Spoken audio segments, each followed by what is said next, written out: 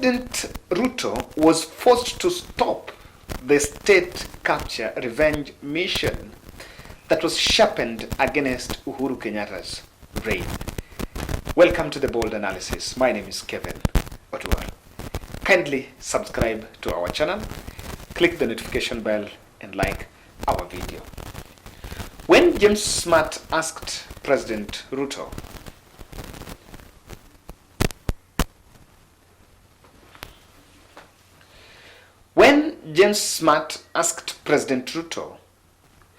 why he had not formed the quasi-judicial commission to relook on the extent of state capture as was in the manifesto, his response was rather very clear that I cannot tell you everything. At one point, Haji was told to resign, tender in his resignation. You know, there are things I cannot say on screen, and he says that he had to put some brakes in those political revisit missions so that you will give priority to what was at the table. The irony here is that part of revisit mission was on the Cherera 4. How did the Cherera 4 issue become once as an urgent issue to be addressed is what many people are also asking, including me. That yes, it's true that you decided you're not going to go Uhuru revenge mission, but then how did the Cherera 4 come in? When I hear revenge mission against Uhuru Kenyatta, I sometimes get irritated because President Uhuru and William Samoei Ruto were elected together. And so the political fallout cannot be used to treat Uhuru as a man who ran things alone. The narrative of Uhuru reign is actually misplaced. We had Uhuru Ruto. This is the truth. It's politically right to single out as Uhuru regime because Uhuru is the president. But some of these people that were talking about what Uhuru got wrong, what Uhuru got wrong, I think they're the least that had the audacity to lecture Kenyans because they withdrew salaries, allowances, and security details from the same government. Anyone threat to go after Uhuru was an overstatement. How would it be? Even though he's acknowledging that he had to make a U-turn. So let me take you to how it took, the face that it took. And I remember when that statement came out. Immediately after swearing in, the first phase was threats and fear triggers. Threats and fear triggers. And I want to use a very good example is that of SGR.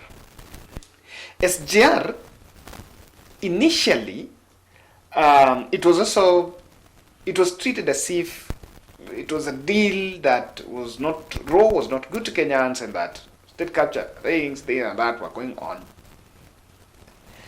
And the first thing that threat, I'm going to release the document, here and that.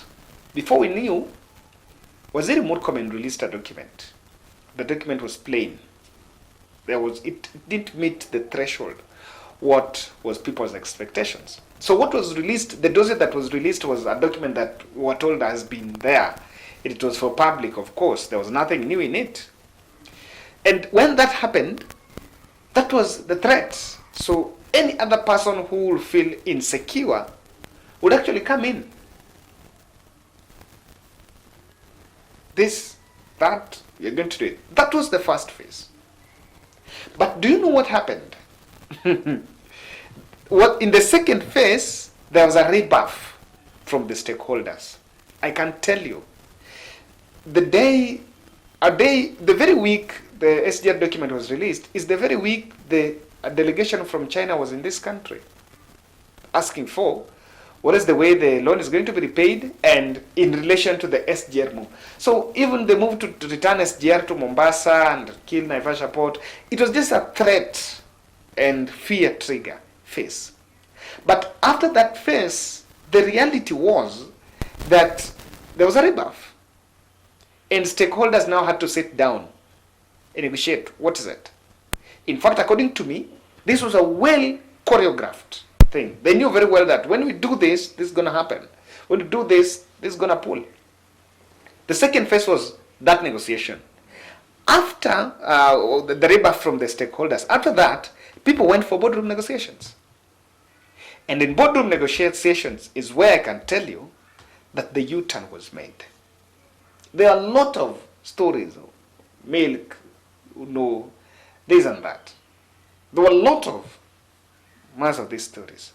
But that revisit mission, in fact, it never existed. For anyone who is in this country and is waiting for the day we are going to form that commission, forget about it. Politics, President said there, that politics all over the world is about interests. It's about interests. When he was responding to Sakaja issue, he spoke about it.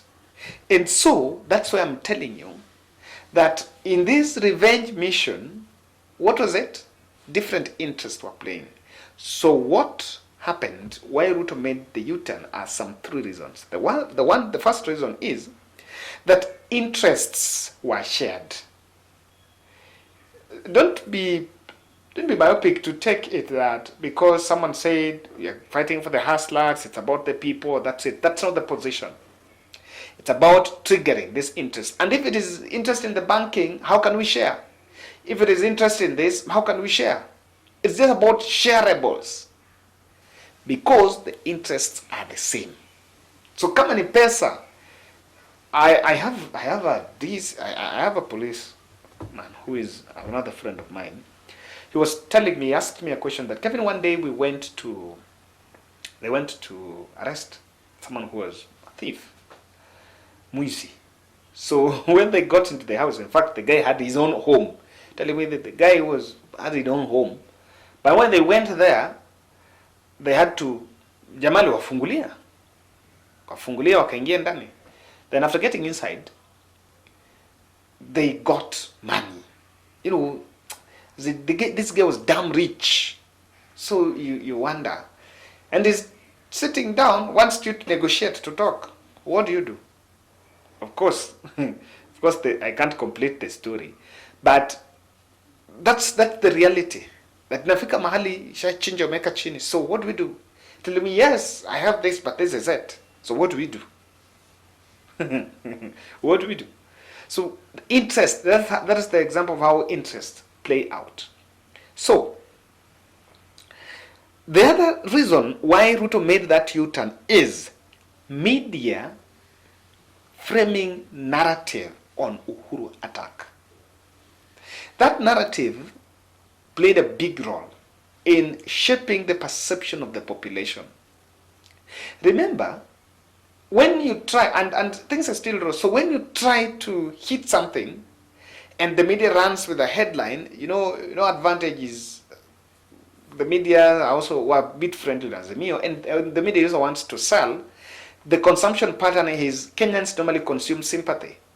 So when you attack President Uhuru Kenyatta still draw the same sympathy. That's how William Ruto also was getting the headlines when he was on the other side of the political divide, when he was against Uhuru Kenyatta. So the sympathy card that media played framed a narrative on Uhuru attack. A narrative of Uhuru attack was a ground to cause the fallout between William Ruto and his voting constituency from Mount Kenya, majority of which had voted for Uhuru Kenyatta. That's the truth. That is the truth. So when he would go that, he would antagonize that voting constituency, because the general consensus in Mount Kenya is, yes, Uhuru Kenyatta was wrong, Uhuru Kenyatta this, Uhuru Kenyatta that, but you must respect President Uhuru Kenyatta. That will be it. As a man who had been a president, it was not just easy to wake up and start saying Uhuru this, Uhuru that, Uhuru that, Uhuru this.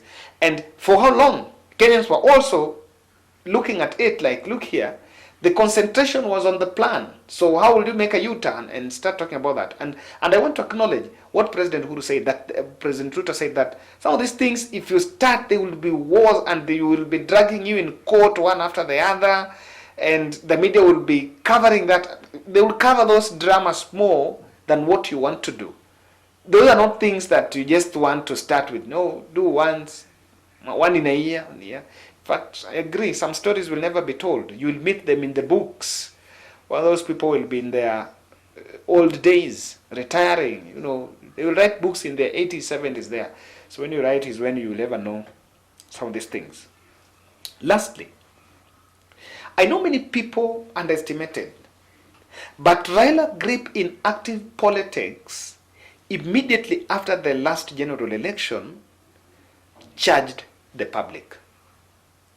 And with Raila involvement, remember how the person that charged the public against the Cherara 4 is Raila Odinga, the Azimio team, getting involved in it.